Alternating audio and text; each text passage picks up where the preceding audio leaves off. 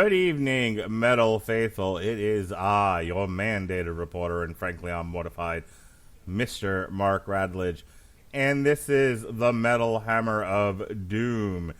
It's the Halloween season, which means covers, albums, and horror-related stuff. And it just so happens that Ice Nine Kills released a new album, the sequel to The Silver Scream 2. Welcome to Horrorwood. Get it? Because it's like Hollywood, but horror. Do you get it, Jesse? Do you get it? Mark, you stole what I was going to use on you tonight. There will be plenty of times where we can yell, "Get it? Get it?" Do you get it? I get it, Mark. I get it. It's good to be back. Sorry I missed last week. So this week you were missed. I look forward to bringing my flavor of ignorance to the podcast, and it's going to be a lot of fun. Robert Cooper and I are looking forward to you servicing us on this podcast. Oh, buddy, lots of servicing. Yes, and that is the Metal Coop, Robert Cooper, who hung out with me last week as we discussed. Who did you know, Jesse Starcher? He had never heard any Monster Magnet before. Never, not at all. Wow. I mean, and I also don't know a lot of the Beatles. Oh well, I understand that. And he's never heard the Doors. He's never heard of the Doors or any Doors. No, I didn't say that. I've heard of the Doors. I've heard the Doors. Okay, all right. I just didn't know that song you were talking about. Did we knock that, Mark? We were going to do a Doors album at some point. Did we knock that off the schedule, or is that like 3 years in the future? Okay, so the comic book publisher, like Z Strip or whatever it's called, makes those really expensive comic books based on bands. They've done one for the Doors. They've done one for Anthrax. They've done one for Skillet.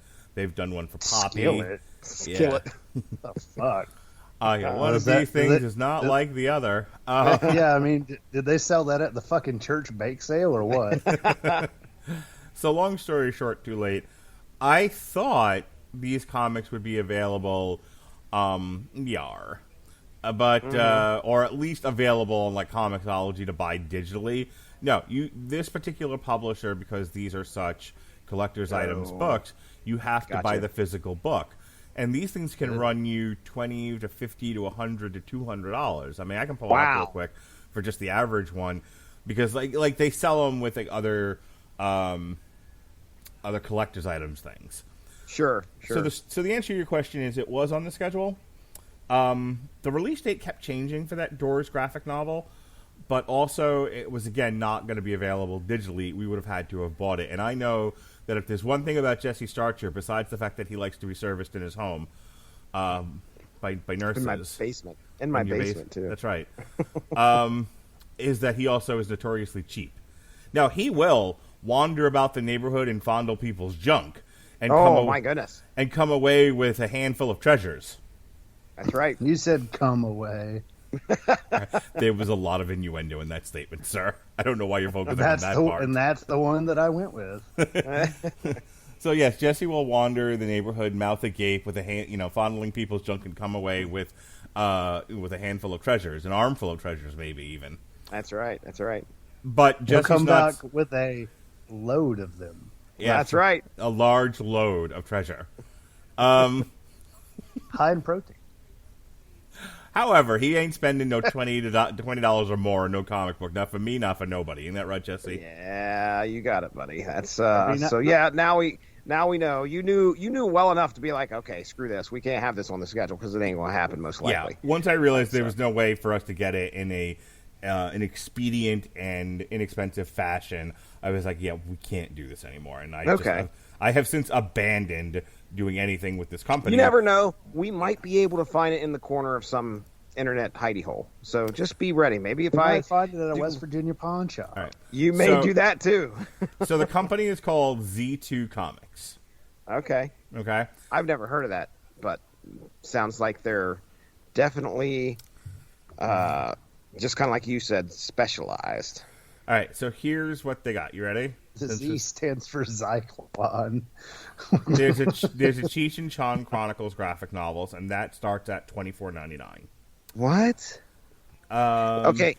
First off, here's the thing. Yes, sir. Is there like a creative team that makes these so desirable?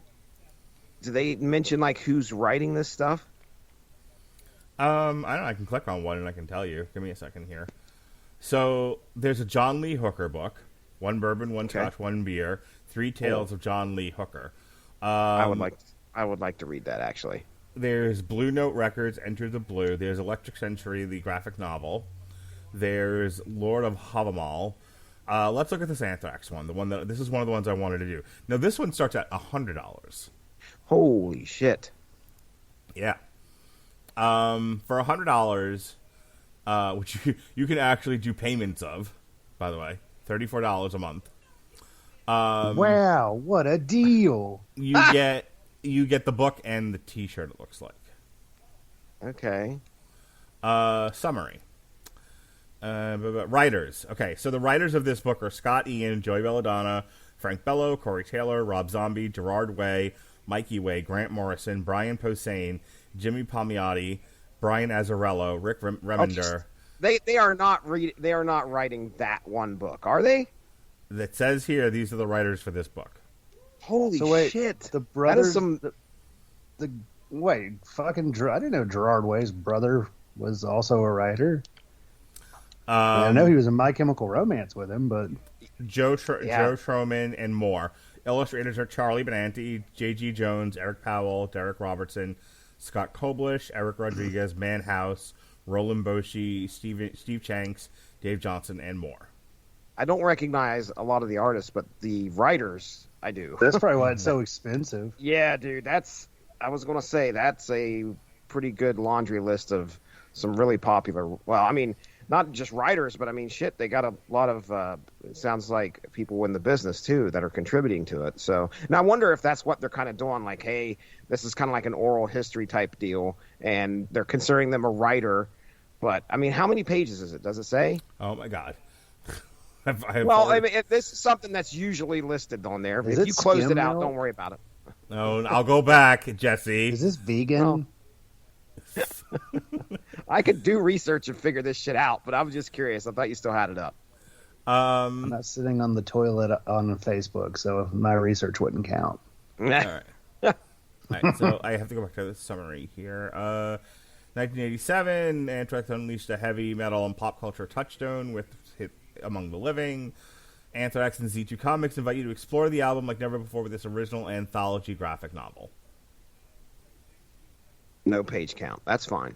No all right. count. Okay. But there are bundle options.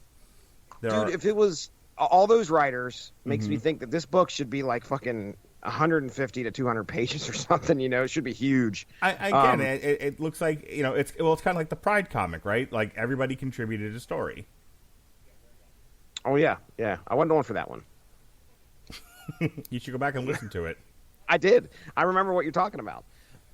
Okay, well, like I said, Heidi Hole, the Internet, has nothing to do with what we're going to talk about tonight because this is a spectacular album. Mark Radulich, tell them about it. There's a King Diamond one for Abigail, which I believe the story is about his grandma. Oh, Grandma! Grandma! I need to find that. And this starts at $500. Wow. This is $500. That's a lot of grandma money. I would have to actually get my grandmother to help me. They're both dead. I want to see one of these. or something. All right, so actually, hang on. The standard edition soft cover is $25. Okay, I was on the platinum edition. That's the problem there. Get some, a little bag of silver grandma hair. So the writers of this one were King Diamond. The writers of this one are King Diamond and Dan Waters, and the illustrator is Damian Worm. Okay. You get grandma's fucking ashes with it.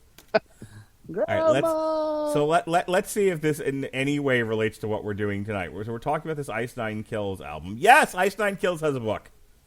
See, a Z2 Comics book. Yeah, called Inked in Blood. This is insane, dude. I've never heard of this company, and I'm very surprised that I haven't. So this is a $20 book for the standard edition softcover. And summary.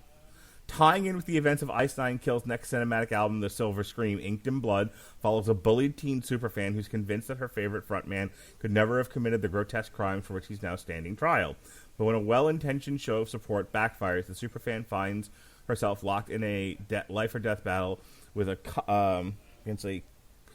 copycat killer whose depravity makes your favorite slasher film seem tame by comparison. Get your ice picks handy, Ice Nine Kill fans. It's going to be a bloodbath. Interesting. That kind of sounds like it. Yeah, it ties into like the beginning of this album, because the beginning of this album talks about some of the stuff that you were just mentioned. That's pretty crazy. So we can buy one of these books a piece, and then we can do like a comic strip, but like listen to the album that relates to the book if you want.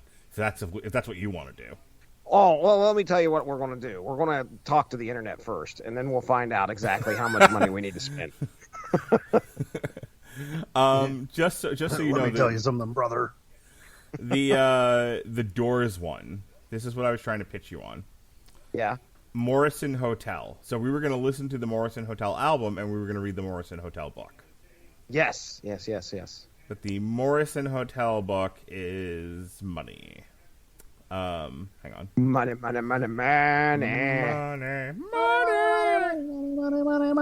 They have done shit tons of these, by the way. Like, there's a lot here. Yeah, like I said, I'm very surprised I've never heard of them. All right, so do you have $20 that you can read me your credit card? How about you do me a favor and don't put me on the spot on the podcast and money in the same situation? I'm gonna read your credit card over the podcast. And the last time I did that, I ended up with 3 random cards from some fucking. Not even 3 random good cards. 3 commons that are 10 years old. Had to cancel a debit card because I got magic cards just randomly from somebody that I worry has my private information. So, Mark, I will not do that. Give me your name, address, and social security number so that I can get you a copy of this book. Yeah. I could, at least now I know what to get Jesse for Christmas. Just more copies of that same card. Dude, I got like 20 of those fucking cards laying around here. Thanks, guys. I was going to say a new identity because his current one's being stolen by some hacker. Yes. So the Silver Scream 2, welcome to Horrorwood. Do you get it? Do you get it 20 minutes later? Boy, howdy do I. Is the 6th studio album by American heavy metal band Ice Nine Kills, and it was released on October 15th, 2021 by Fearless Records. Now, as I was on the couch watching Ted Lasso trying to engage my wife so she'd service me, like the nurse did with the COVID booster shot. I thought you were already engaged to your wife. Wow. I'll make the jokes around here, sir. I didn't say they were good. You guys were having some kind of conversation, and Cooper, you said like the style of music of Ice Nine Kills is scene, and I wasn't paying that close attention. So explain yourself. Well, really, I guess in terms of scene, I'm more talking about your sort of emo rock music that was coming out in the mid 2000s. A lot of the supporters of it were definitely the scene kids, which in retrospect, most of the girls that I have liked and or dated since high school have been scene kids. They definitely like... What scene? Because here's the thing. Like, I've been a part of scenes. Like there's no just the one scene. There have been scenes for decades now. So you can't just say the scene. Like, that group of people have ownership of that word. Like, what scene are we talking about? And before Coop explains it, I just want to say that when he told me that this was scene music, I thought that he was actually talking about the fact that this was based off of a movie. And I was like, really? I didn't know that. Okay. So anyway, go ahead, Coop. All right, sorry, we're reading the Wikipedia here, but it's a youth subculture that emerged during the early 2000s in the United States from pre-existing emo subculture. It typically consists of fashion with skinny jeans, brightly colored clothing, and signature hairstyles. Okay. Consisting. It's the phrase "the scene," like the city. You know, like Eddie Izzard talks about the city being what San Francisco. Like people who live in Northern California refer to San Francisco as the city. So, like the emo scene is what you people are calling the scene. Pretty much. Usually, like the music that's associated with it, or like your metalcore and deathcore and pop punk and stuff like that. Okay. Let me ask an important question here. Have you heard much Ice Nine Kills? No. I'm not gonna lie. When I see a band with a name like that, I'm like, cool, scene me. Like, I immediately get transported to 2008.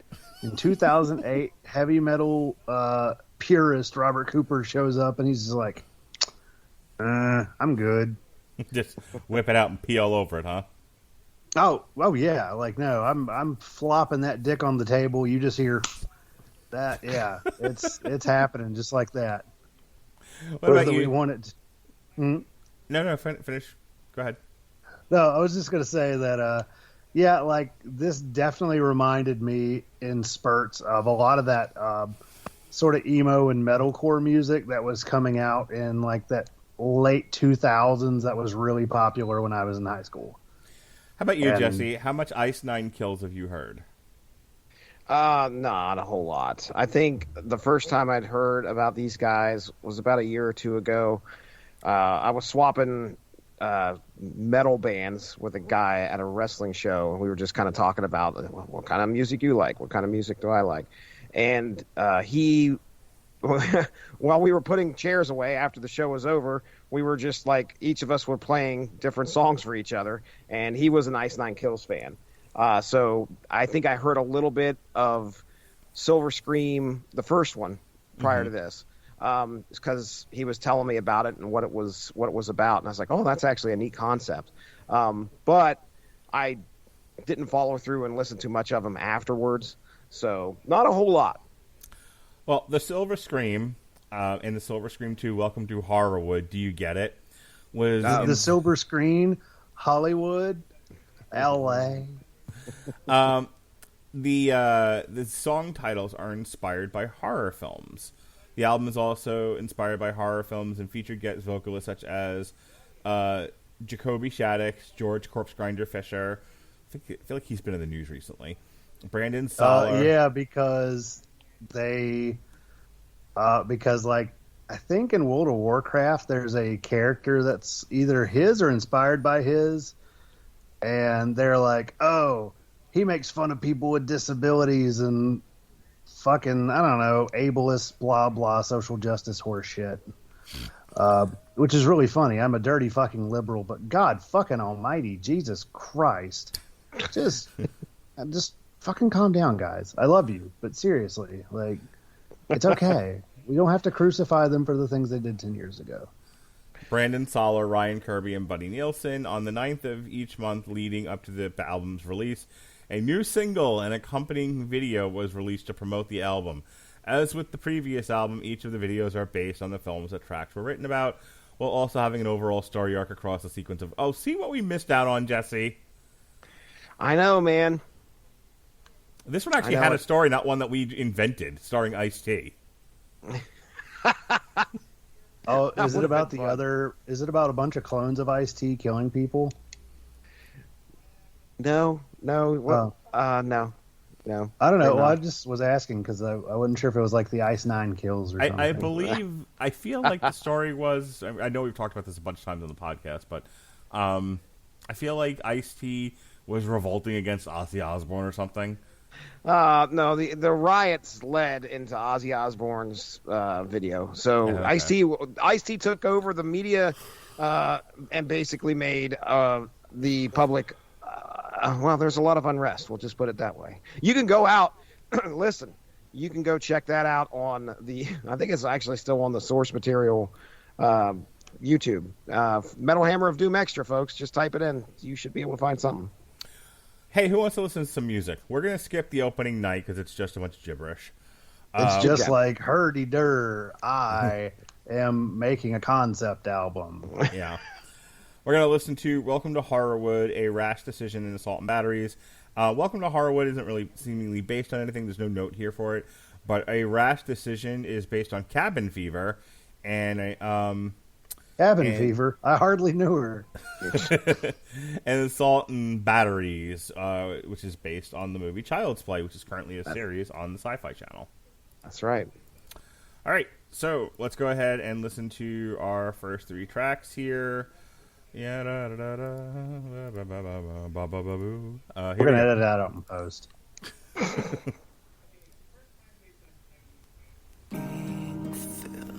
the page. A classic killer completes the cast. If evil's half rage, cut to the close-up, then fade to black. Sit back for the sequel of your dreams. Psycho's grave, more shocking to see. Who cares if it bleeds beyond the screen? Are you misunderstood? Are you more bad than good? Welcome to Horrorwood, where anyone would kill through a call.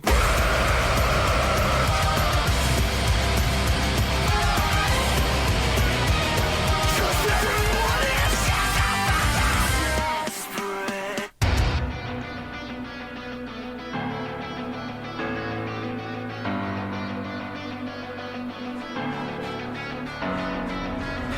Something beneath our skin, no medicine can stop the bleeding. Far from all we know, we're caught without a prayer. It's underneath our flesh and it won't rest till we stop breathing. Far from all we know, there's a fever in the air. This is a fever.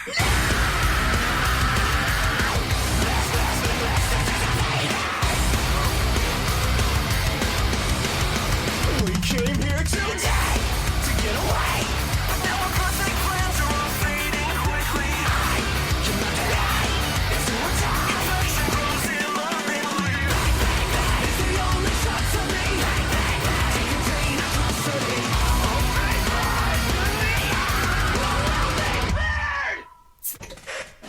Breaking news alert. A deadly shootout at a local toy store has left one police officer wounded and a wanted serial killer dead. Our next guest claims her son's doll is possessed by the spirit of a dead mass murder. I'll be watching over you and every move you make. I may be made of plastic, but I'm wide awake. I'll be right by your side until the day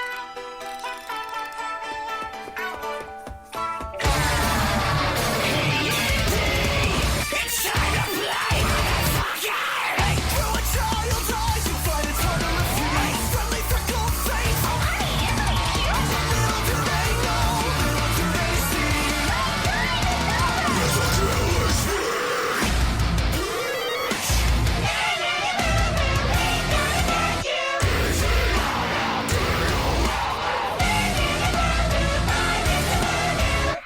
You won't ever grow up, you won't make it past 6. 'Cause this infidel demonic don't make you his bitch. You won't ever grow up, he'll toy with you till you die. The proof that evil comes in every size. Child holds the truth, but he's labeled a liar. I have to say, the Welcome to Horrorwood kind of, that's fine. But, like, A Rash Decision and Assault and Batteries, that has a lot of flavor and personality to it. I'm really enjoying this so far, Jesse. Yeah, these first, I think all 3 songs for me are pretty strong. I think possibly some of the strongest off the album. It's a good start. My favorite, I think, off of this album is Assault and Batteries. That was the second single that they released on August 9th. Yeah, it was good. It's good. You know, and I love like the little nod to the Toys R Us theme in there. You won't ever grow up. You won't make it past 6. That's good stuff, man. I love it. I was really, I mean, it is kind of what I expected from these guys with what little I've heard before.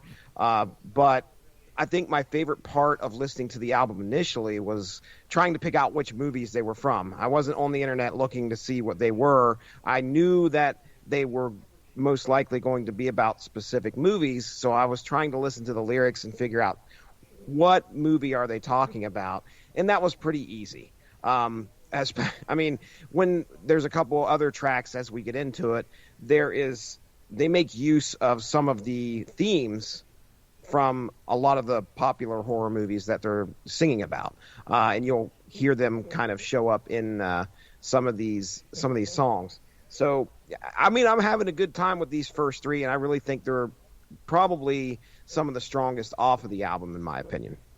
What'd you think, Coop? I thought Welcome to Horrorwood was kind of bland. I thought in terms of the overall like writing composition, the rhymes in it were very much Baby's first songwriting lesson. Like I just felt like it was very simple. Like I could just be like, oh, yep, that's what he's gonna say. But I really liked Assault and Batteries. And the song before that as well, I thought was good. Get your butt out of my face, cat.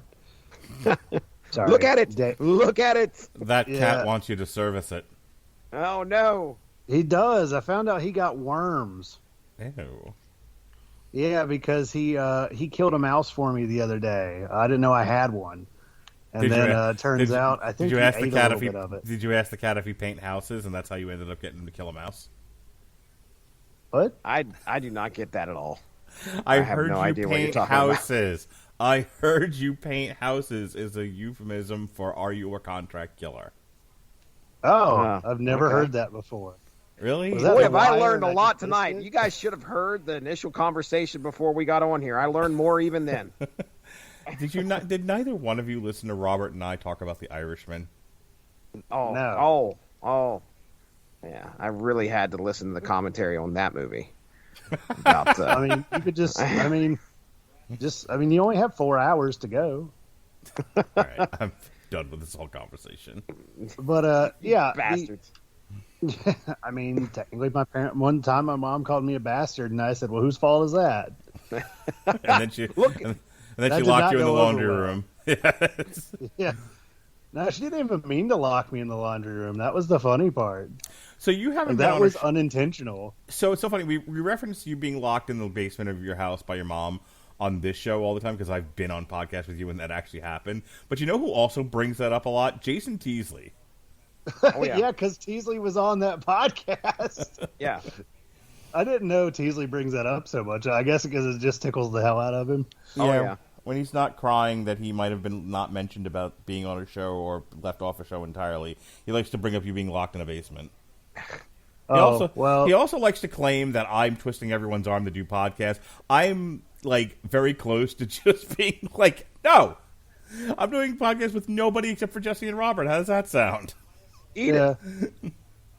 Which one? There's so many Roberts on this podcast. Don't worry about it. It's fine. We'll just do our own podcast with blackjack and hookers. There you go. I'm encouraging that. Oh, good. Okay, because I don't actually do any blow, so somebody's gonna really have to kind of sub in for that for me. Somebody service Robert Cooper with cocaine. Hey, how about this music? What do you think? The one thing that I did find kind of annoying, but again, I know it is my own bias is. So when I talk about that emo and scene music, that very almost kind of whiny vocals that sometimes kind of flutters through the tone of his voice, which I'm very good at actually replicating. A lot of fucking 2004 pop punk is my karaoke go-to music. Just saying. Nice. Oh yeah, Panic at the Disco and Hawthorne Heights all day. All right. Because I do it very well. But at the same time, in terms of my own musical selections, I like that in small doses. I just found in some aspects it not quite to be what I was really wanting to listen to. Because when I was reading about the band, and actually right before we started the call, I was actually reading about how this album is kind of a departure from a lot of their other sound. Okay. How a lot of their other albums are, while still metalcore, do have a lot more of your symphonic metal in it, and just more traditional heavy metal, whereas this one leans a lot heavier into the metalcore and a little bit of the deathcore in it, as well as the as well as the emo music, All right, which I let's- definitely felt was prevalent. But also, like, the kids love it, right? The kids still like this stuff. and the kids just love it. I Yeah. don't know what the kids are up to with their tickety tocks and their boobies Them and Tic whatever. Tacs. Them Tic Tacs. Yeah, their Tic Tacs and their Tide Pods. All right, my fellow Their old men. YouTubes. Let's go ahead and listen to 3 more songs here. We've got, for your listening pleasure, The Shower Scene, Funeral Derangements, and Rainy Day. Come on in, the weather's dreadful. We always have a room to spare. Don't mind mother, she is not well. Doctors say she's not all there. She's crazy, I must confess. I'm so sick of cleaning up her mess. I hope saying good night doesn't mean saying goodbye. Now under the pressure, we're drowning together, going down the drain so it's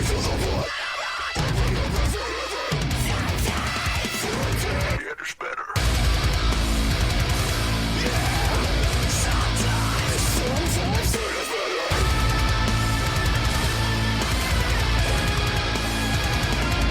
They say behind those gates, what souls beyond the pain, beyond the pain. The church was ringing out, the king is back. The whispers are never kiss the kid is changed. Oh my God.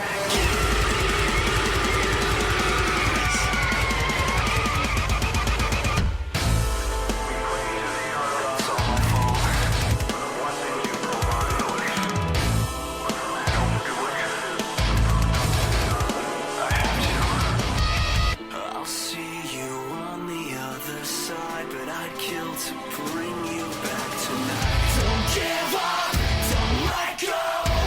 Make this right.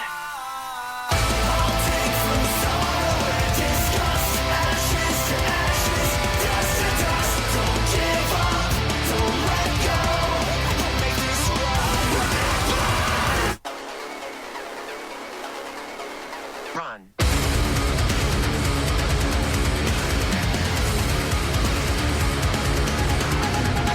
Crawl through the holes in the evidence where evil is taking up residence. No faith in what read and what we'll say.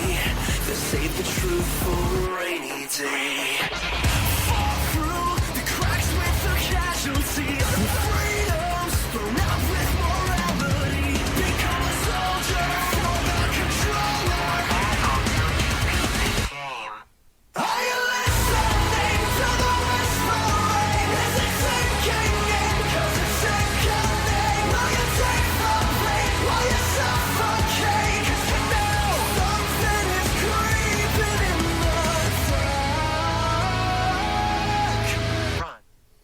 All right, so those 3 were based on the movie Psycho, Pet Sematary, and Resident Evil. Okay.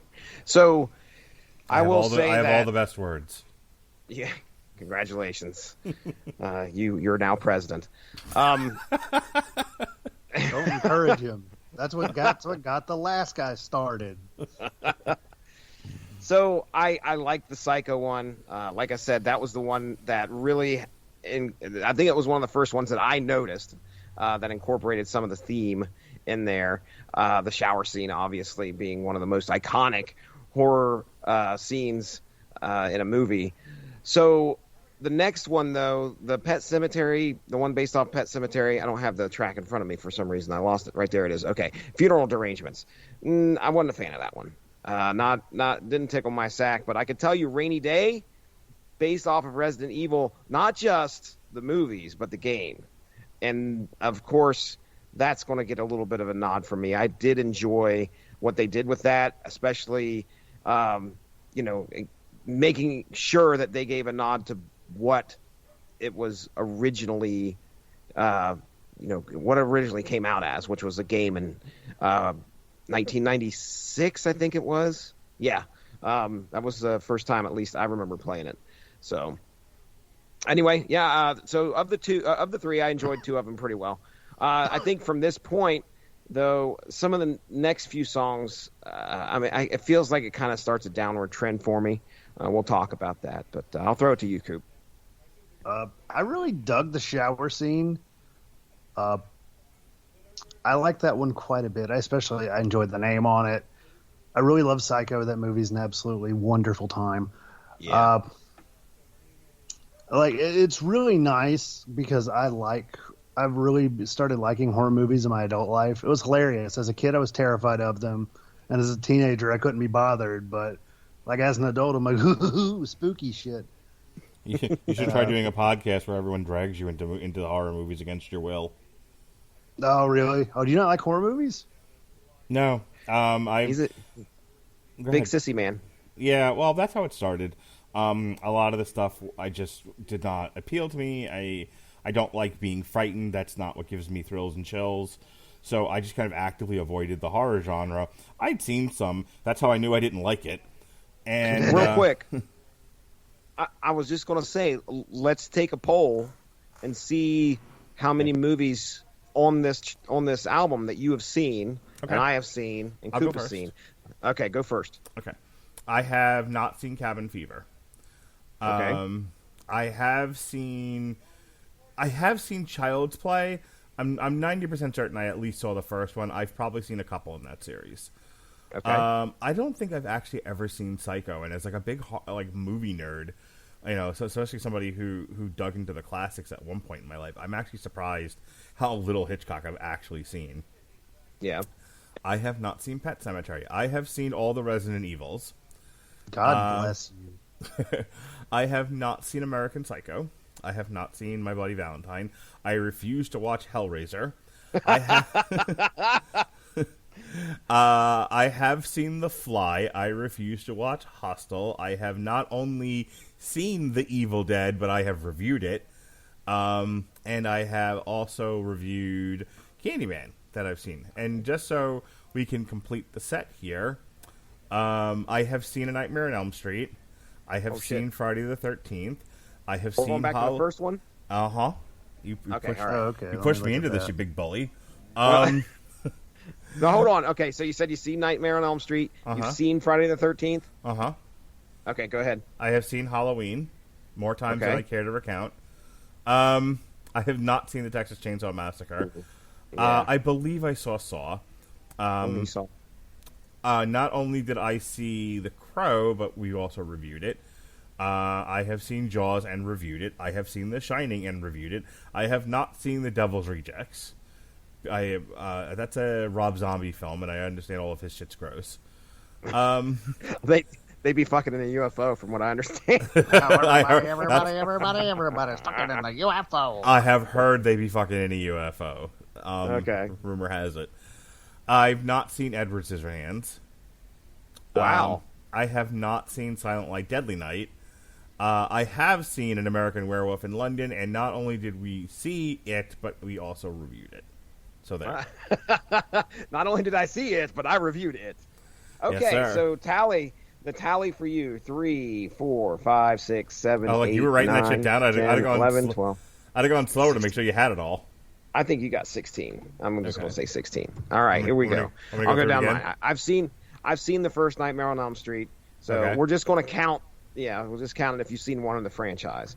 I've Okay. seen Friday the 13th. I've seen Halloween H2O. I have not seen. Mark, you and I run parallel here, buddy, because if it's like gross, like gore, we stay away. Texas Chainsaw Massacre. Real have quick, not did seen you it. hear Sean and I review Halloween Resurrection? No. Okay, well, No, you I really have not. should. You guys put it on trial, or did you Yeah. guys just review it? Okay. Sean and I did an on trial for Halloween Resurrection. My prosecution of the movie I heard this. Yes. is me submitting for evidence just me reading Busta Rhymes' dialogue. That's great. That is great. So I have seen, I think, the first and second Saw. The Crow, that is a fantastic movie. I'm going to say, I know I watched Jaws 3. Yeah, so you did a I'm putting that commentary on of it, which I'm re-releasing next year. Nice, very nice. I have seen The Shining, and I have not seen The Devil's Rejects. I have seen Edward Scissorhands. Silent Night, Deadly Night, no. American Werewolf in London, no. It, I have seen. All right, and then flip over to where I was just at. Cabin Fever, yes. Child's Play, yes. Psycho.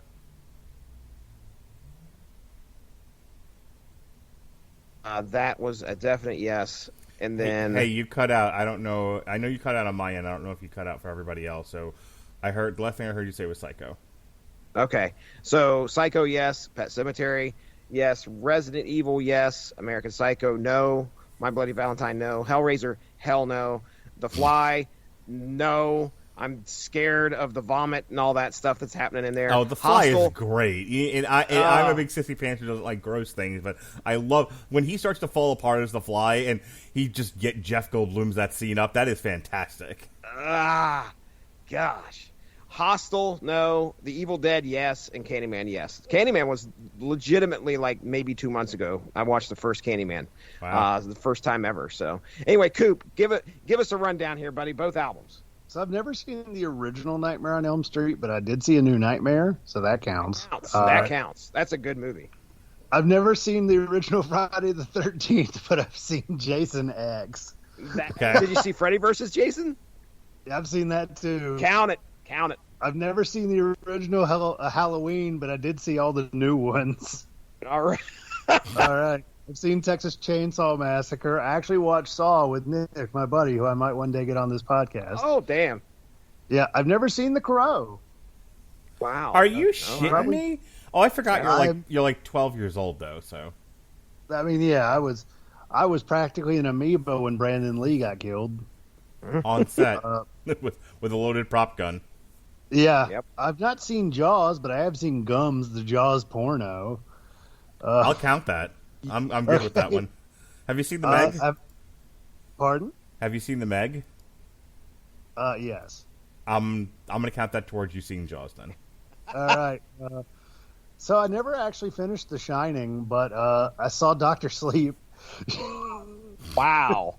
You were like, I don't understand. Like, you're the sequel man. Like, you're just showing up for sequels and not even watching the original. All right. It's because I never took the time to look out the first ones, and I'm just sitting there watching whatever popped up.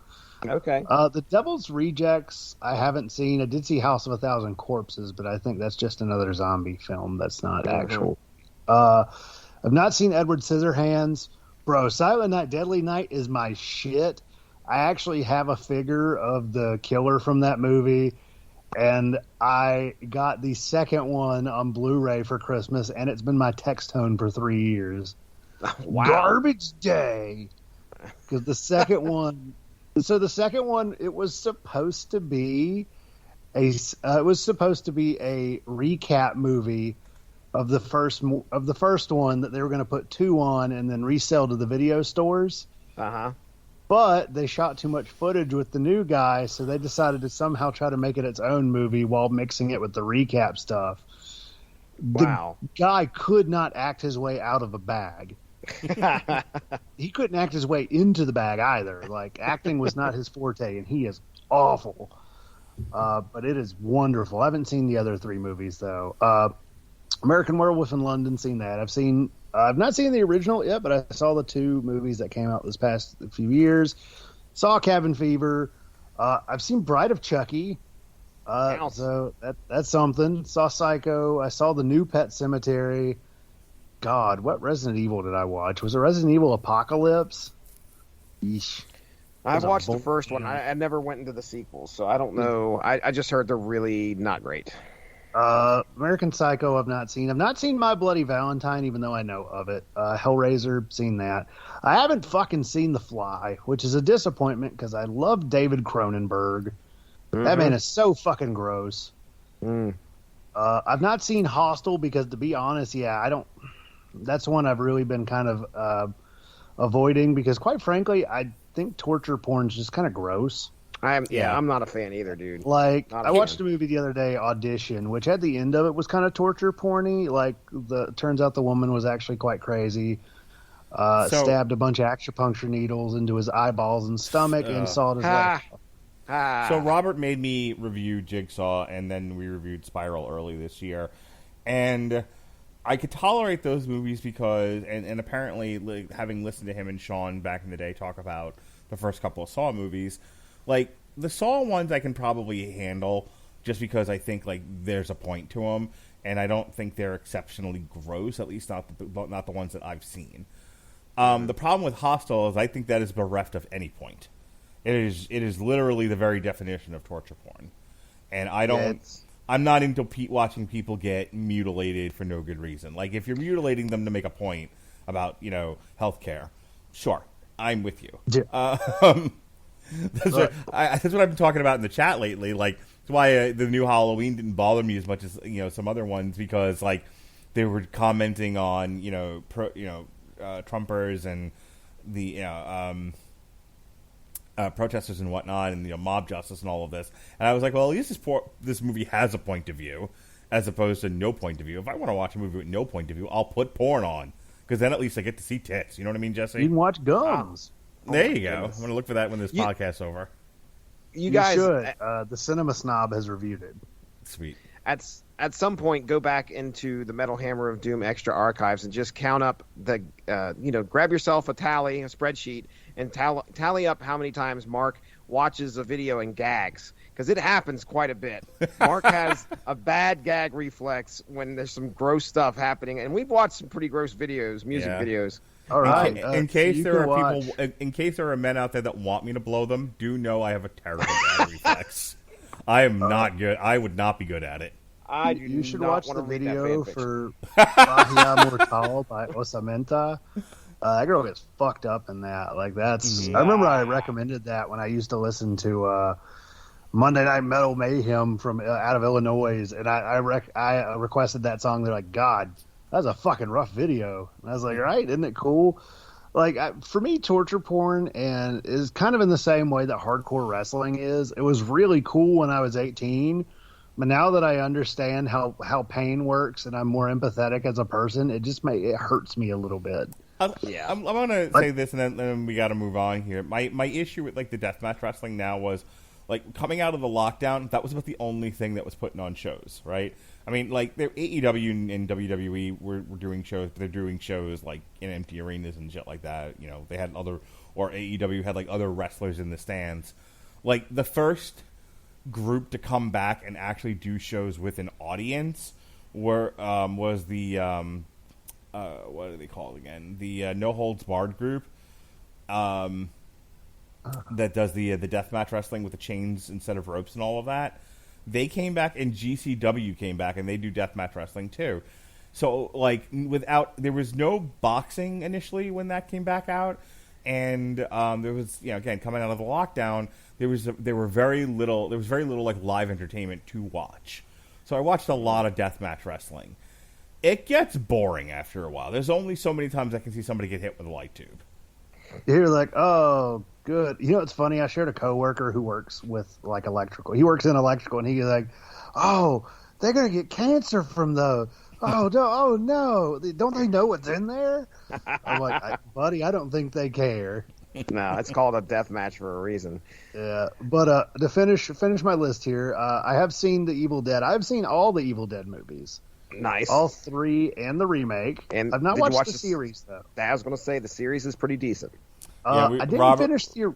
Robert Winfrey and I was supposed to review the series this year, but I do not have the time. I can barely get through what I'm still slated to review. Yeah. Yeah, I get that totally. And I never finished the original Candyman. I still need to go in and do that. But I did see the new one, and that was really fucking good. I really enjoyed that. Until that last scene. I was going to say, we watched, it was me, my wife, and Kira sat down and watched the original Candyman. Kira went and saw the sequel, and she watches the original, and she's like, oh my gosh, this makes so much sense. She's starting to figure out things because apparently it ties into some stuff. Now, it doesn't mean like it hinges upon that, but she was like, realizing some stuff. Anyway, in the immortal words of my wife, after we watched the first Candyman, that was stupid. So there you go. That's Mindy Starcher's review, and actually that review is quoted quite a few times on many different movies. That's funny. I mean, from what I saw, I really enjoyed it, and I really enjoy the fact that has people of color and an urban perspective in a horror movie. You never fucking see that. Right. Yep. That was a big part of the conversation Sean and I had when we did the Long Road to Ruin for the Candyman trilogy.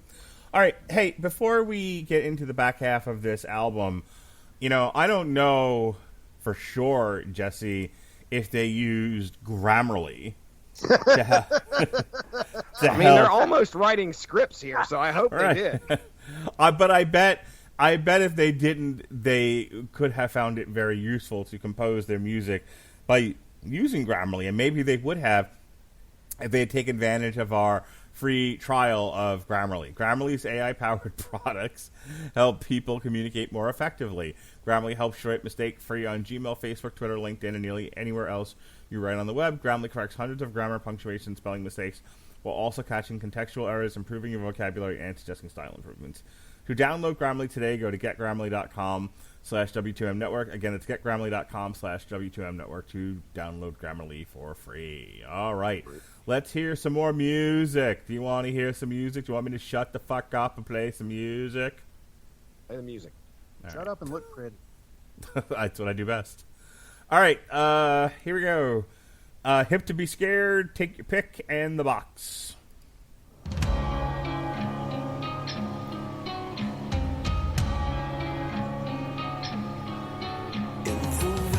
Sections, a killer complexion is often a great alibi. Valentino couture mixed with violence and gore. Well, I guess I'm a pretty sick guy.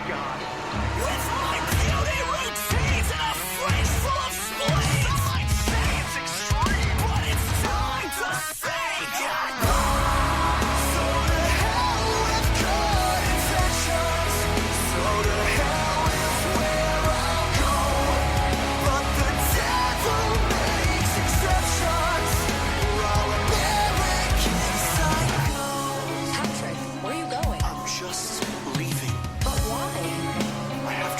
Videotapes. You'll find no escape once you're captured on tape. I'm aware it's a bit avant-garde. And ready to paint that casually grieving without ever grieving. But wait, let me give you my card. Oh, there is no real injustice, dark entity that cannot be redeemed. So it's hard to say goodbye. So to hell. Soon, hearts will be broken and the damage severe. You'll pull heaven over heels once the board is here.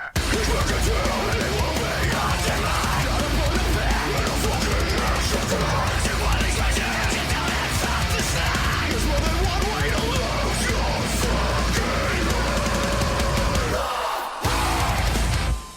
in my mind. Can you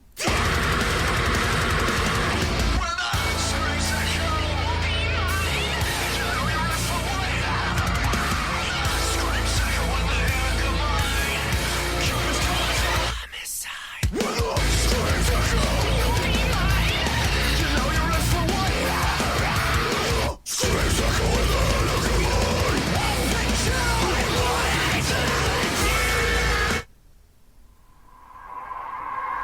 This is hell.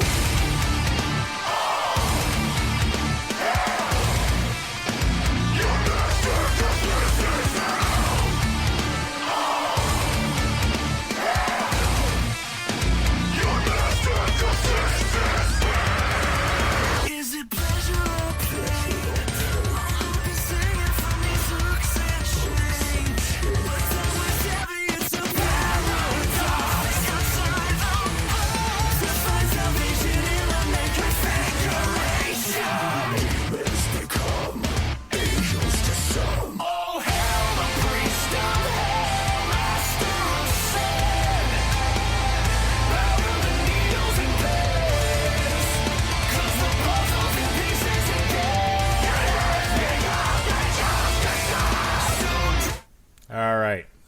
So, I love the name Hip to Be Scared. That was Jacob Shaddix of Papa Roach. Who do you trust, Jesse? Who do you trust? Wow. So, clearly, if you've seen these movies, you're going to pick up on a lot of the references that they're putting down, and a lot of what you're hearing. Here's the thing, though: I've never watched American Psycho, and I knew all about the whole Hip to Be Square thing that they were talking about, that they brought up, which they kind of break into some kind of like warped rendition of it in the middle of the song. But apparently, that's like a big scene. I think he's either a fan of Huey Lewis in the News, or no Huey, no news, no thanks. There you go. Thank you very much. And that might be, that's probably what they hinged upon when they put the movie together. They were like, we got to get Huey in there somehow. But anyway, so there were, when I was listening to this album, and I was like, oh, this has got to be something to do with American Psycho. So it's able to transcend. These movies are so popular, they're able to infiltrate the cultural zeitgeist is, I guess, the word, where I know the reference before I've even seen the movie, just because of how much it's been referenced from people I've talked to. The next song, which was, I had it here in front of me. Take Your Pick. Yeah, featuring Corpsegrinder from Cannibal Corpse, and that's My Bloody Valentine. Now, I don't know if Coop brought it up there last week, but Coop and I actually got to meet face to face about two weeks ago. Okay, he did. And he told me about you guys sitting and playing cards and whatnot. Yeah, and I didn't even tell him he could use my bathroom. It was funny. I made him sit for 4 hours in my garage. I'm like, don't step foot in my house, you motherfucker. No, I'm just kidding. I was telling him last night I had to apologize because I wasn't a good host. I was like, damn, I didn't even ask if you needed to use the bathroom or anything. You could have went inside. But is it weird that I believe you when you say, like, no, you can't come in my house? That's like, the garage is good enough, Coop. Get ready. Sit out here and eat and hang out. You're going to have to pee outside in another neighbor's yard because you're not doing it in mine. Fertilizer. It's funny because I cleaned the bathrooms and everything, dude, for your arrival, and I didn't even let you go. I didn't even let you go inside the house. But anyway, so Coop and I are sitting there. We're playing Magic now. Magic the Gathering, and we kind of mentioned that on the maybe the previous podcast. I don't know, but we were fans of the card game, and I hadn't played it forever. Coop brings his Magic cards. We sat down. We had a good time. Now, one of the, some of the more fun moments of my early married life was when my buddy would come over while Mindy was working. We'd sit there, we'd turn the radio up, and we'd play Magic. So I did the same thing. We had a table out there, and I turned some music on, and it just threw on, hey, we're going to turn on a metal. It was basically a metal radio station through Spotify, and I don't know how many times did you say it, Coop? I mean, I'm not even. I'm 4 or 5 times. I kept saying like, love me some Cannibal Corpse. You're like, this isn't Cannibal Corpse. Well, fuck. So I told him, I said, tonight you get to say your catchphrase, and it actually kind of relates. So take your pick. That's Corpsegrinder, right? It's got Corpsegrinder in it. I really think so. I love me some Cannibal Corpse. That's great stuff. But yeah, and the box, of course, I could tell immediately what they were talking about when you're listening to that one. I again never watched the Hellraiser films. I just know it through listening to Robert Winfrey and all of our podcast friends talk about it. So I enjoyed what I heard. I don't think it's as strong as the first half of this album, or at least the first 3 for sure, in my opinion. But anyway, I'll throw it to you, Coop. What do you think of these 3? So I've never seen American Psycho, and I actually don't know what the Hip to Be Squared thing is about. Like, well, I mean, I guess does he put on the song before he murders a woman?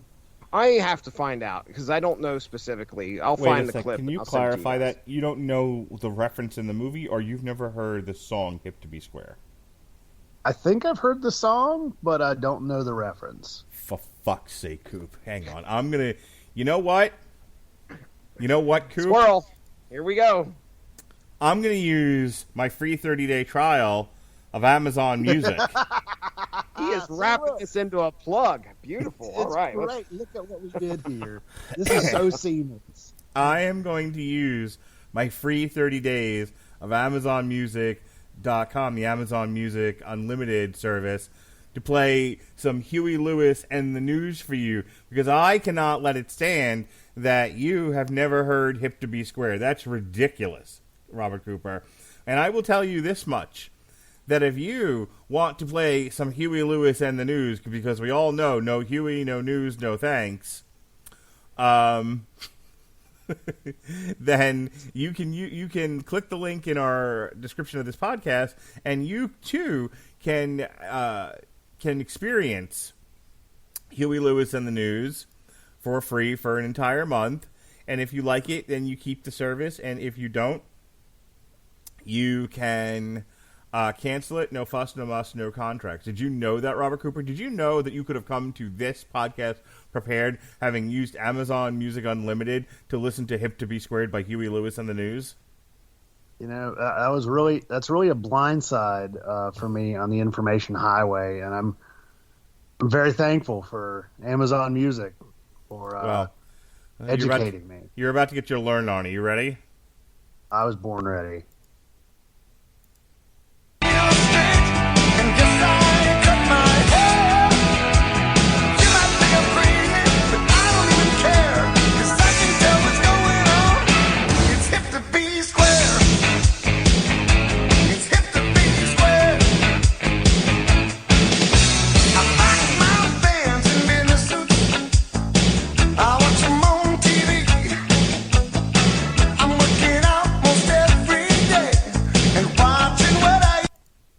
Are you finally understanding the magic? Jesse, tell them how wonderful and magical Huey Lewis and the News is. Oh, no. Let me ask you, because this will definitely solidify what we are thinking in regards to Huey Lewis and the News.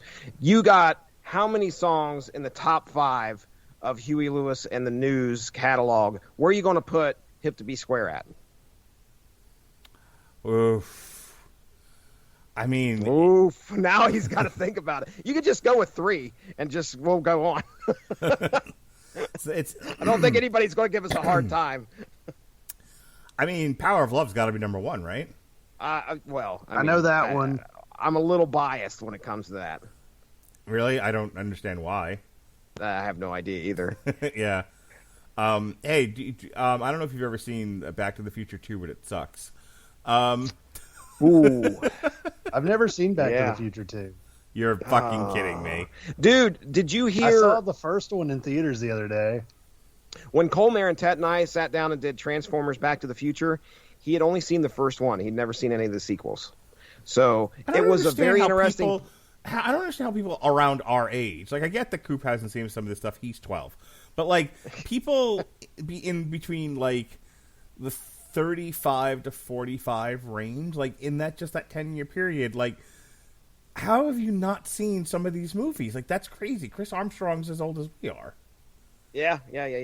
Well, I remember I'm talking about Cole Marentet, but that's all right. You get your C's and your you get them mixed up every once in a while. That's all right. But anyway, I wasn't listening. Surprise! Mm-hmm. I baked this whole dinner.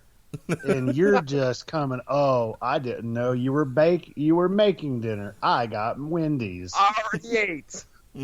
You bastard. But anyway, yeah, he had never seen any of the sequels, so a lot of the references in the comic book kind of fell flat with him because, manure. I hate manure. And then I was like, dude, do you get the... He's like, I don't know what the hell you're talking about, Starcher. Okay, all right. Well, anyway. You should have stopped the podcast and made him watch the trilogy. Now, number 1, you're going with Power of Love. Hip to Be Square is up there. I Want a New Drug. Yeah, you got to do I Want a New Drug. The Heart of Rock and Roll. Back in Time, which is another favorite of mine. I love how that one... that's a big meh for me. That's not better than Hip to Be Squared. I'm gonna go ahead and say your suggestion. I see. Normally, like if you suggest to me something, I'm like, no. Now it has to be not what you suggested. But I think you're... Really? I've never got that from you. But I'm not going to be French this time. I'm not going to say I want a sandwich. And I'm just going to say with number 3. It's number 3 in the top 5 for me.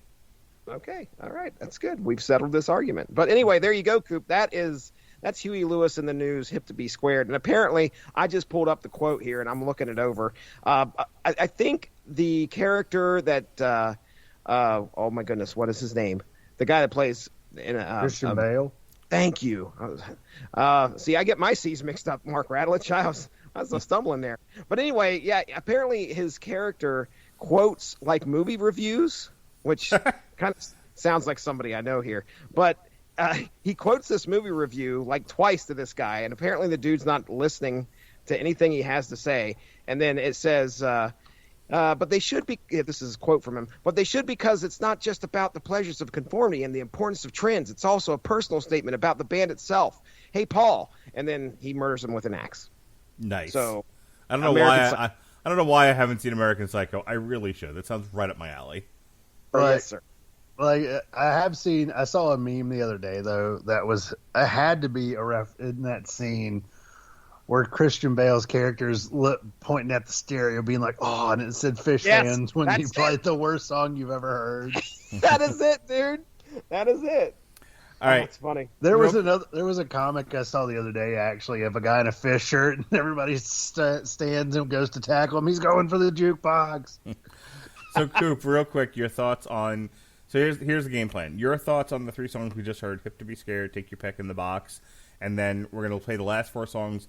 Jesse's gonna hit us with that with the reviews, and then we're out of here. Okay. Yeah, "Hip to Be Squared." Scared. We're going with that. I honestly I heard Jacoby Shaddix in it as somebody who enjoyed Papa Roach because LOL, I was fucking 12 in 2004. And they were in Mech Warrior 2 Lone Wolf, and I loved that game. Nice. Very nice. Yeah, they were their music was in one of the boss battles. Cool. But oh yeah, I fucking love that game. My stepdad was so good at it. Anywho, take your pick. I know that the killer in that film kills people with a pickaxe, so that made me chortle. Mm-hmm. I got a very happy chuckle out of that. In the box. So honestly, before I found out what the songs were about and I looked at the track list, I'm like, oh, it's about 7. Well, I could have been. I mean, that would have been an interesting twist there. Right? Like, what's in the box? What's in the box? I referenced that recently. Because I I don't work remember why, retail and people are opening boxes all around me, I get to make that reference early and often. Nice. Like, it is so much fun to just be like, what's in the goddamn box?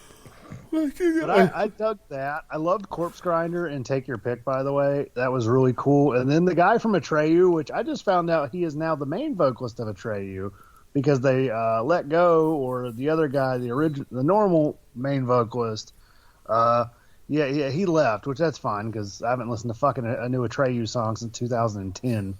Same here. Oh my God. I tried to get into even Atreyu. 2000, My favorite thing that they've ever done is their cover of Bon Jovi's "You Give Love a Bad Name." I didn't know they did that. Oh, god damn, Coop.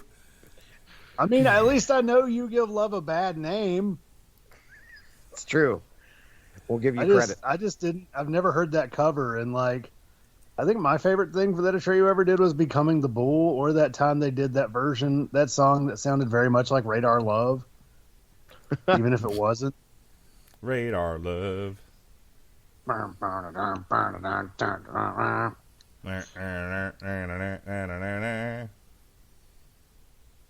I'm just being quiet so we can move on. But you had something to do. Oh, we're not moving in the morning? on. Here's what we're doing. Me too. I'm busy reading reviews over here so I can make sure I'm ready for the next Every segment. guy think about this album. Don't you throw that to me yet. We got to listen to more music.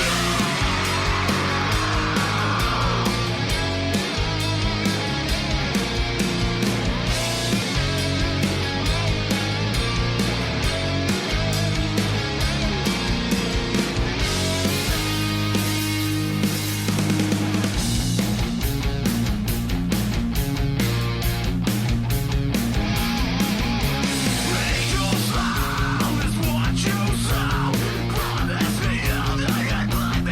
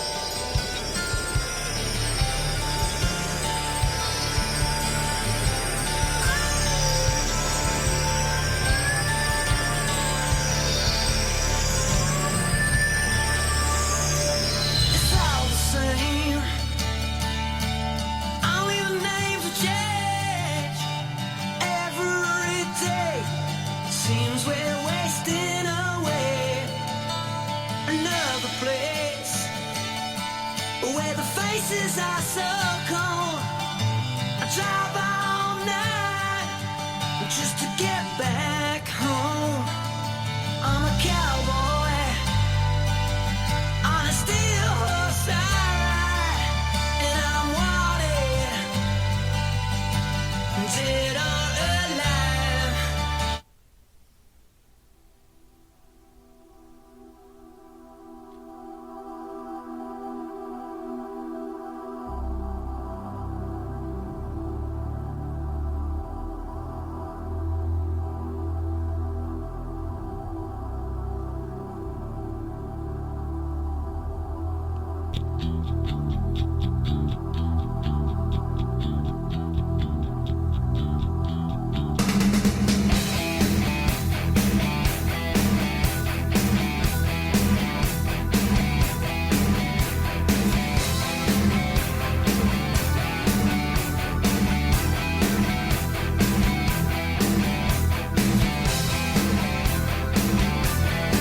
Once upon a time, not so long ago. Johnny used to work on the docks. Unit been on track. He's down on his luck. It's tough. Oh, so tough. Gina works a diner all day, working for a man. She brings home a pay for love. Oh, for love. She says we gotta hold on to what we got. 'Cause it doesn't make a difference if we make it or not. We got each other, and that's a lot for love. We'll give it a shot. Whoa, we're halfway there. Wow, hey, I'm prepared. Take my hand, we'll make it all swear. Wow, living on the bed.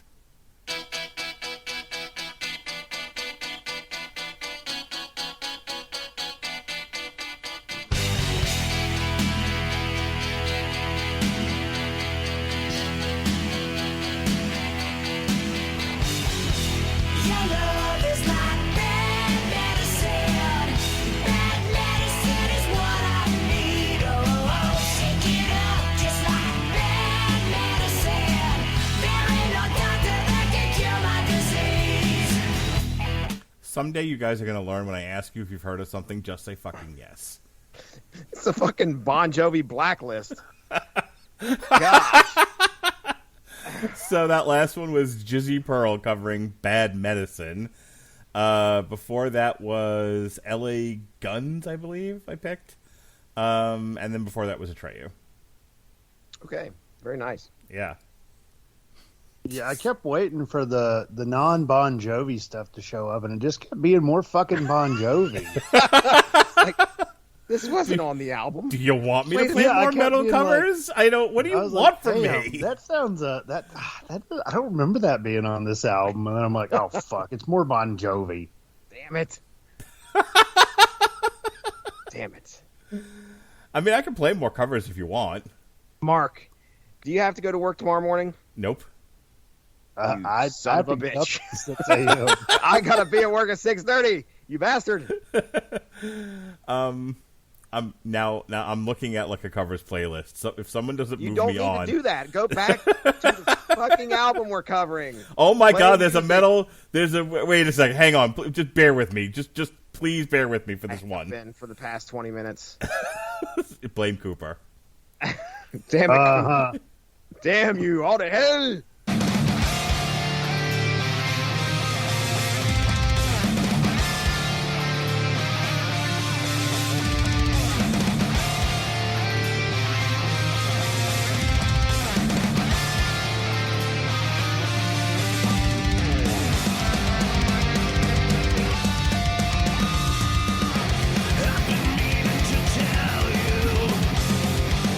I've got this feeling, whoa.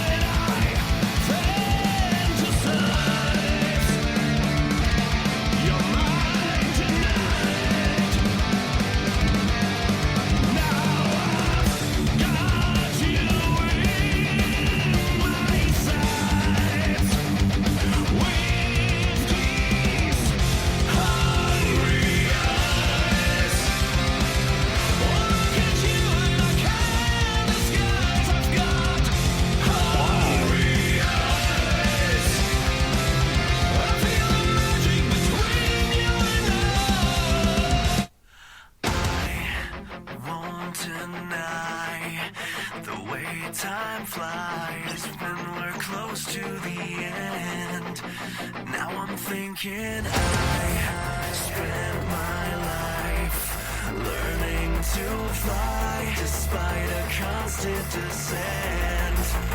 I was born to fly.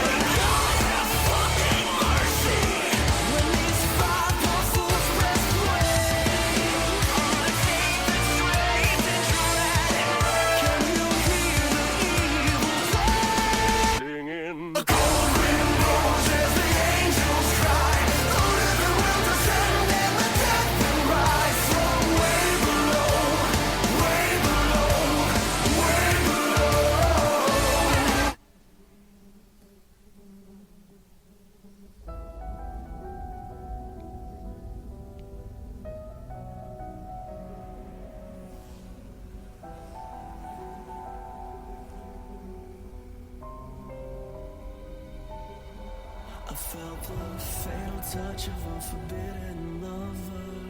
Soft with one hand but stings with the other. Slave to a mob, ignorant and mad. They bled all the good from my soul.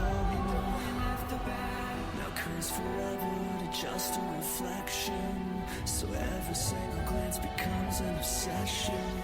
Look in the mirror and understand that everything's bittersweet. We know they can't do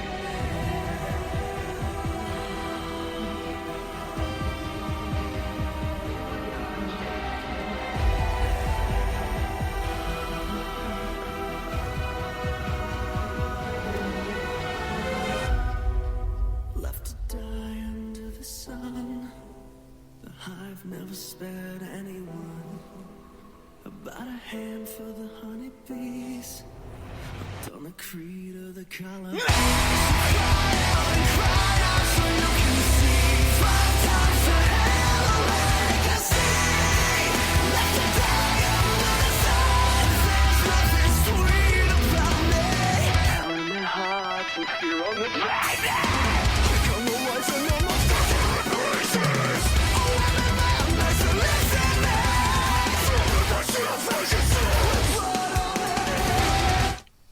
All right, so out of respect for Jesse, and I respect you, brother man, Booker man, I just jumped right from that Hungry Eyes cover right into the last 4 songs. So hit me with those sweet, sweet reviews, and then we'll get out of here. Let me tell you, before I get into that, I just want to say that if you would have thrown down, hey, Jesse, why don't you listen to Worst Vacation? And I saw the title, the way that it was spelled, I could have swore it was a Weird Al song about sausages. But Yeah, I was that incorrect. was totally about liverwurst. I would have been incorrect. All I'll right, tell here we you, go. I miss, like, Mom going to the grocery store and buying fresh cold cuts and coming home with a pound of liverwurst. You ever have liverwurst on, like, rye bread, some tomatoes, and mustard? Delicious. And Mustard. Mustard, he says. Mustard. You ever had mustard? You ever had some nice mustard?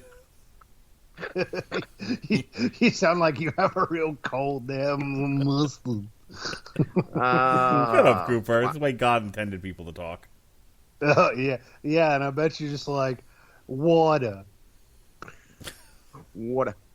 All right, reviews. Here we go. So from New Noise magazine, they say, "Welcome to Horrorwood is truly an album to die for." 4.5 out of 5. The Soundboard review gives it a 7 out of 10, saying, "In what's at the very least a lateral move, it might be a better overall package. Welcome to Horrorwood has a freshness and fun that most metalcore seems utterly allergic to, but the Ice Nine Kills excel in regardless." Cryptic Rot gives it a 5 out of 5. Rock Sins gives it a 9 out of 10. I mean, legitimate, the next couple reviews are just as high. Wall of Sound AU, 9.5 out of 10.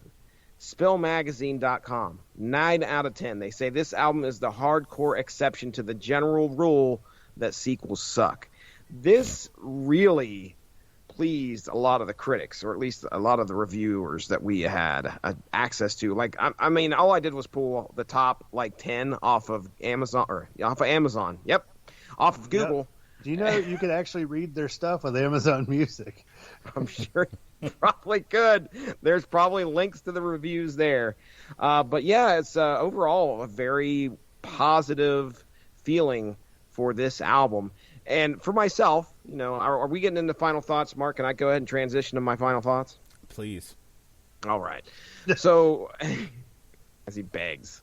Like he didn't just make me listen to Bon Jovi covers. Yeah, like, I hope it's audible that when I finally realized, wait a minute, that's another fucking cover. I just went, what the fuck? Like, I thought we were playing the last 4 songs. Damn it. Not playing Hungry Butt, as I love to call it. Oh, no. Hungry Butt. And just, because, you know, it's somebody's asshole eating sandwich. Like, the budgie's hungry.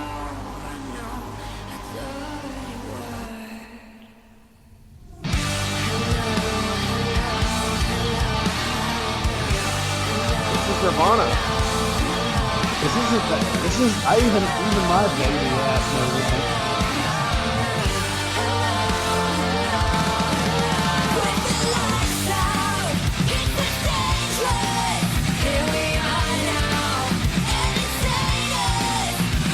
But it's on you, it's the onus.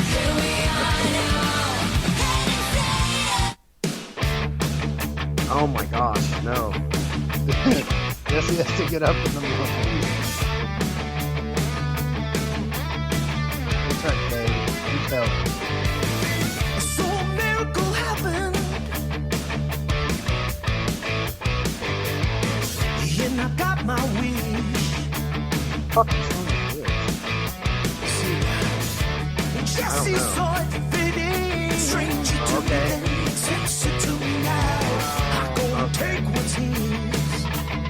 Oh, he did me dirty. Things he's got funny as time exposed. That did it, nothing could stop her.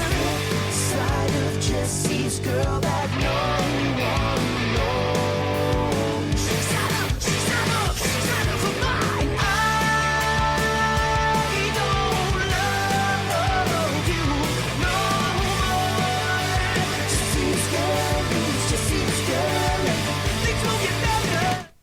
Did someone say, why is Mark playing covers? Is that I'm a sequel writing. to Jesse's Girl? Yes, That's what I was thinking. That's Jesse's Girl 2 featuring Rick Springfield and Coheed and Cambria. You know, I had a guy tell me at a Slipknot concert I went to on Sunday that apparently Coheed and Cambria sucks butt cheeks live. Did you say Slipknot? No, I'm just kidding. Oh no. No. You know, Killswitch Engage did play Holy Diver there. Nice. Did it? I was going to say, did the fucking crowd just melt? Oh, yeah. The last two songs were this. Oh, actually, they played This Fire Burns, which I lost my shit Good during. one. Good one. And and they ended with Holy Diver, and I was fucking losing my shit. Let Jesse finish, or I'm playing another cover. Oh. So, I had a good time with this album. It was a lot of fun. And now I mean, aside from some of the parts that felt like, I don't know, I didn't gravitate towards a couple of the songs on here. But if you are a film fan and you are looking for, some type of like metal tribute to one of your favorite scary films, I bet you can find at least a good rendition right here on Ice Nine Kills, either in their first Welcome to, what was it, Silver Scream, Silver Spoons. Green. Silver Spoons. Ricky Schroeder. In a metal mood. Yeah, check out that album and this one. That's Pat Boone. Had a good time. It was a lot of fun. Pat Boone, Silver Spoon. Pat Boone in a metal mood. Their prayers, little one. Dark Side of the Spoon. I like this album too.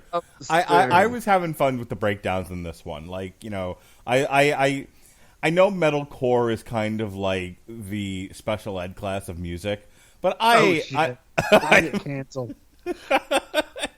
I could have said that a lot worse. But it's for the window lickers. It is for the special needs crew of metal, but I like it, and I'm a simple man with a simple plan, and I really enjoyed. I really enjoyed this album. I had a lot of fun with it. I had a lot of fun discussion, even with Coop insisting that I play other covers against Jesse's wishes. So, blame Coop. I don't think he was insisting anything, but we'll go ahead and let you have your say there, sir. Did you want me to play more covers, Jesse? Coop, what do you think of the album? I think Jet Fuel does not melt steel beams. Wow, gosh, that is a turn for the conspiracy corner right there.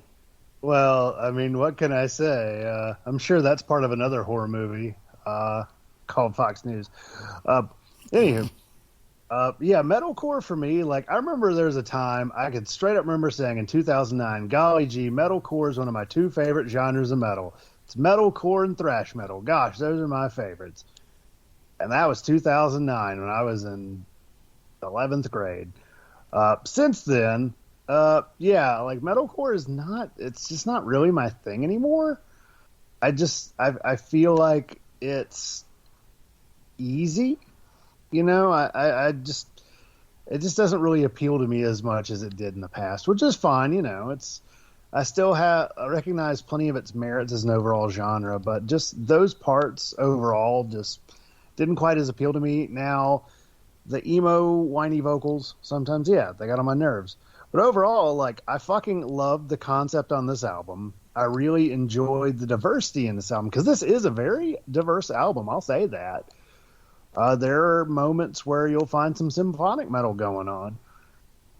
You will find, you find some of your favorite fucking singers from 2005, like the drummer that used to be fat from Atreyu. He lost weight. Good for him. Such an inspiration. So brave. And the guy from that one show on MTV, Jacoby Shaddix. You remember that show Scarred, where it showed people getting fucked up in internet videos? Good times. It was. I almost ended up on that show technically because my cousin let me ride his bike, and it didn't have brakes on it, and I went flying down a hill and almost went face first into some bleachers. It was almost really bad. But I didn't. Yay, go me. But yeah, like I really dug this album. I would give it a solid 4 out of 5.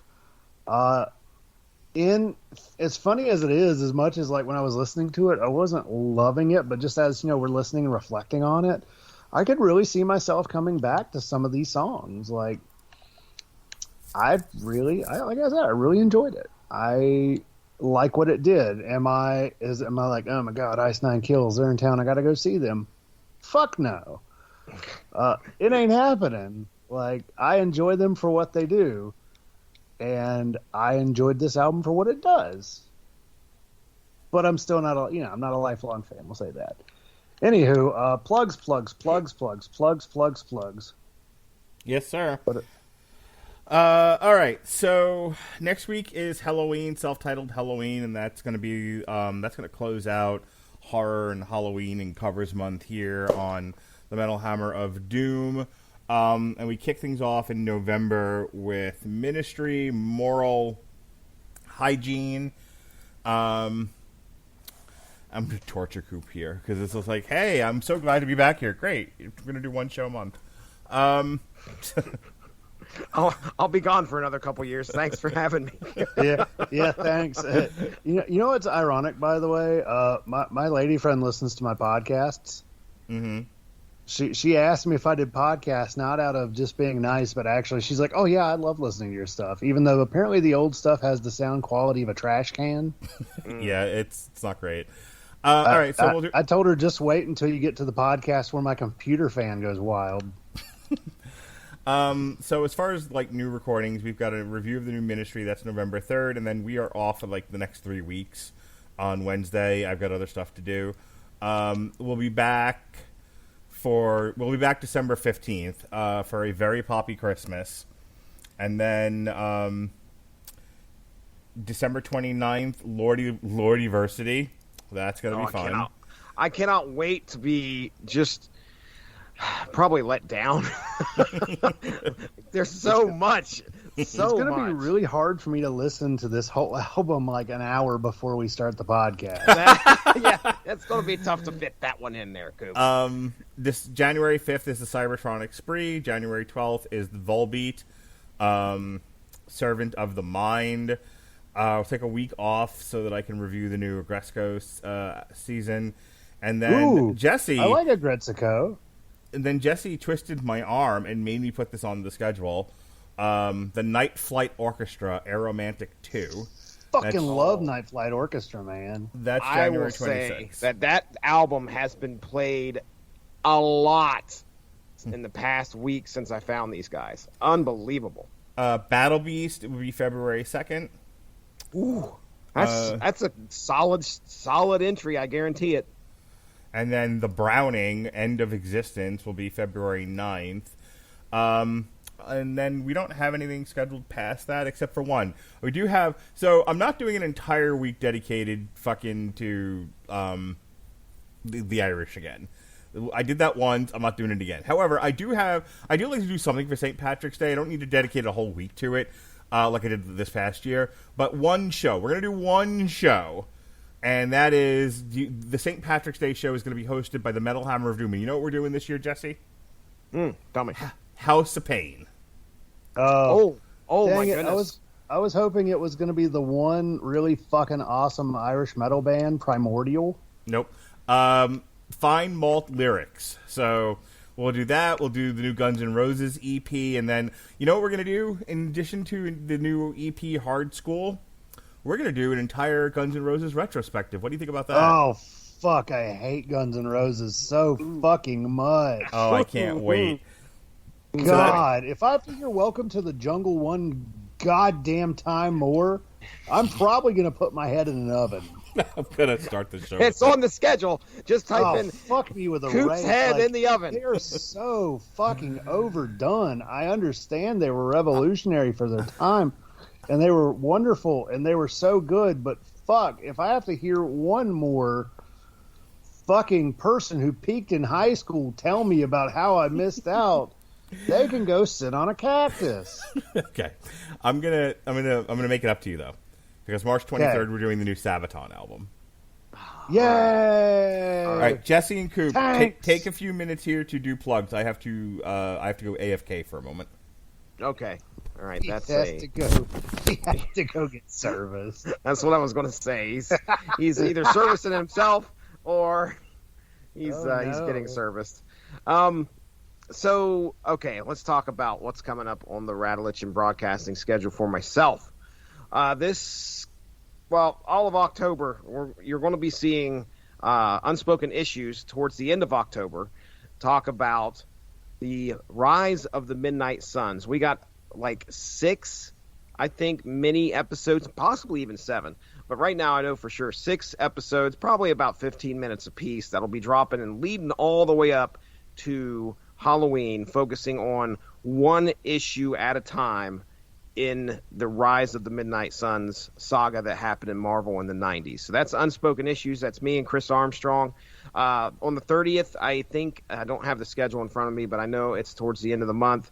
You can check out Tripped Up Trivia, where Alexis Hana and myself get to quiz some a fun panel about horror trivia. And we had a really good time. And folks, if you like podcasts, maybe you like to play along too. That would be fun. We'd like to see how you do, because we had some pretty good, knowledgeable panelists in that podcast. And score yourself. Let us know how you do. So that's pretty cool. Also on the 1st, Coop and I just recorded it last night. Got to get it edited up, but watch out. November 1st, we are going to be talking Eternals, Neil Gaiman's Eternals. So there was a lot to be said. We had a good time reading the book, and Neil Gaiman didn't frighten me as much as previous entries that I had the chance of picking up, Sandman and stuff like that. He did not. Man. Yeah, I mean, it's a good book, but comics for me, I think I like more art than I do words, because I'm a casual like that, I guess is probably the best way to You're gonna say dyslexic. That too. But yeah, because I'm dyslexic like that. But yeah, you can check that out. Flip the pictures. If you're getting ready to watch the movie, this is probably a fun little primer for it, I would say, because you get to learn about some of the characters and some of the backstory for these characters as well. So that's kind of all I have off the top of my head. I'm sure I'm missing something, but I don't have the schedule in front of me. I could pull it up, but I'm not going to, so I'm just going to throw it to Coop. Coop, what would you like to plug, sir? My lady friend Natalia that's listening to this podcast right now. She's very nice. Okay. She is probably mortified at that joke right now. I raised my eyebrow, and I was like, I don't know if I should say anything. It's all good. You don't have to. She is. Nope, not gonna make that joke. Nope, stop talking there. Anywho, remind me why I'm sober. My friend Hannah's podcast. She hasn't done it in a few months, so it's probably going to be like most of my podcasting ventures in 2014 and slowly dissipate. Actually, not 2012, because 14 is when I started working at the Great Blue hardware store that runs my life. Ah, yes, corporate. But yeah, I mean, in terms of that, I mean, that's really all from my stuff. Like, I would love to do some more comic book podcasts, though. Like, I'm really enjoying podcasting again. Like, this is the highlight of my week, because it's just like hanging out with my buddies and cutting up, and I'm very good at all that. It's good to have you back, Coop. That's for sure. Hell, I Agreed. it's fun. It's fun. Yeah, and plus now Jesse plays Magic again. God bless him. That's right. That is right. You guys Damn can it, play I Magic found and live stream it like the rest of the nerds do. I mean, I could. It just wouldn't be very good, because you can just watch me get angry.